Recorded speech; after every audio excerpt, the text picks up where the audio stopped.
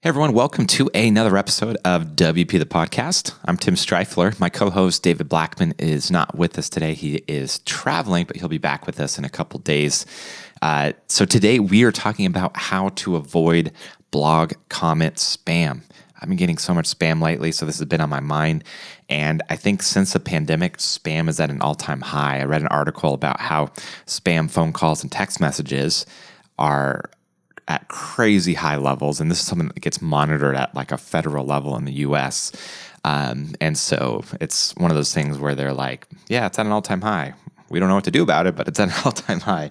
And so I think that also was the case for blog comment spam because I have been getting so much blog comment spam on different websites that don't even really have a blog. I just forgot to turn comments off and that sort of a thing. So in case you're not familiar, blog comment spam is when people will program bots to go out and leave comments on different blogs with the hope of getting traffic, right? It's stupid, but it exists. And so basically it's kind of twofold. One, if they're lucky, the comment will get published on a blog that actually has traffic and readers, and people will see the comment and be intrigued and then click on the link and then go and to the whatever website it is and click on an ad, whatever. So that's the first thing. However, even if the comment never gets published, it's still typically being moderated by the blog owner or someone who works for the company is moderating these comments. And usually you see a comment, you check it out, you read it, you see what it is. If there's a link, go click on the link. And so just by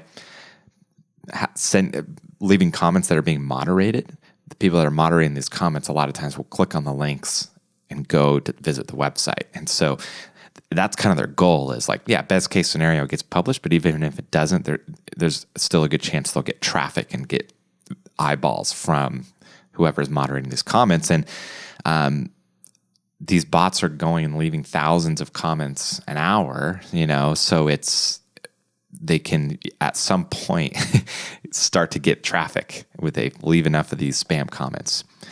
It's stupid. It's ridiculous.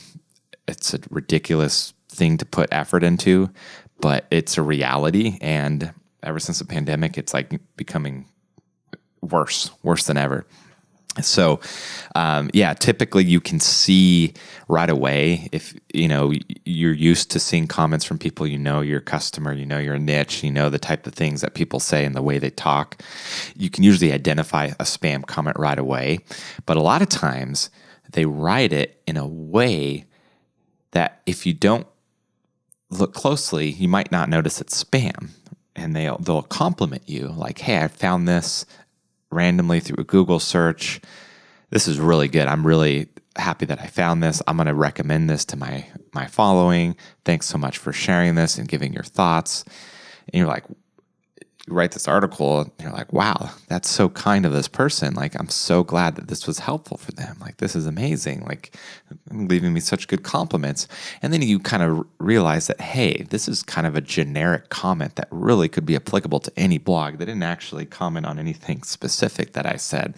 And then you realize that they have a link to their website and their name or whatever. And so they're just trying to get traffic that way. So anyway, it can be misleading and it's a waste of time. And so basically the goal is to just avoid having to moderate those comments at all, right? It doesn't even come up in your list of comments. You don't even have to read it and see if it's real and figure out if it's spam or not. And the way you do that is through Akismet. Akismet is a tool by Automatic. They're the co-founders of WordPress. And they have this really cool tool called Akismet. Let me get that spelling for you 1 second. I want to make sure I got that spelling right. Hold on 1 second. So there it is. Okay, Akismet is Akismet. Now, Akismet should really be on any website that you install, in my opinion, because what it does is it's not just a comment blocker like on your website, right? What it does is it works with their network. And so basically, if you say, for example, you get a comment that's spam, you can see the IP address of who left the comment.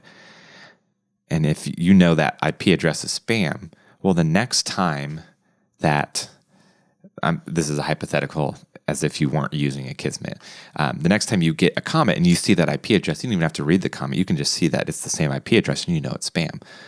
And then you can go and send that IP address to your friends that have blogs and say, hey, if you ever get a comment from someone with this IP address, just know it's spam. You don't even need to read the comment, right? That's essentially what Akismet is doing, is they have a huge network of every site that's using Akismet.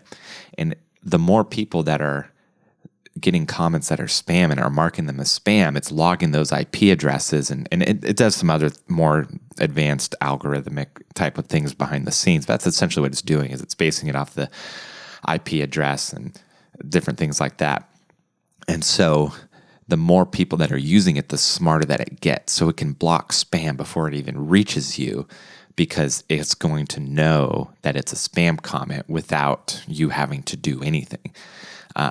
So that is the beauty of Akismet, is it's not just something that runs on your own site. It's connected to the huge network of everyone that's using it and going through their servers. So it'll know that it's something is spam without you even having to moderate it. So that's the main thing. Now, one thing I do want to say, though, is if you have a website that maybe you do have a blog, but you don't really want people commenting, right? Well, turn comments off, like completely. You can disable them in settings under discussion, right? Or like, for example, I have websites that don't even have a blog. Okay, well, you might think, well, if it doesn't have a blog, there's nowhere for people to leave comments. However, there's still some kind of back-end ways where even though a normal person can't actually find a post that has a comment field, the bots can still figure out ways, and they're leaving comments on weird things that you don't even know is possible because they're not doing it from a normal user point of view. And so they're doing it from a programmatic point of view. So in that case, turn off comments on the website overall. Just turn them off, even if you don't have a blog.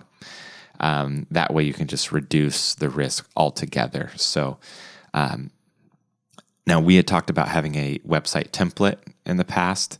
If you have a website template where you start every website with all your common settings, your common plugins and themes, what I recommend doing is have comments disabled in that template and only turn them on if you actually want them on. So rather than having to remember to turn them off, have them automatically off in your template, and then you only turn them on if you actually want them on. So that's my recommendation. So hopefully you found this episode helpful with comment spam. It's at an all-time high. So use Akismet, turn off comments on websites that you don't need them. And let us know if you have any other great tips on how to avoid blog comment spam.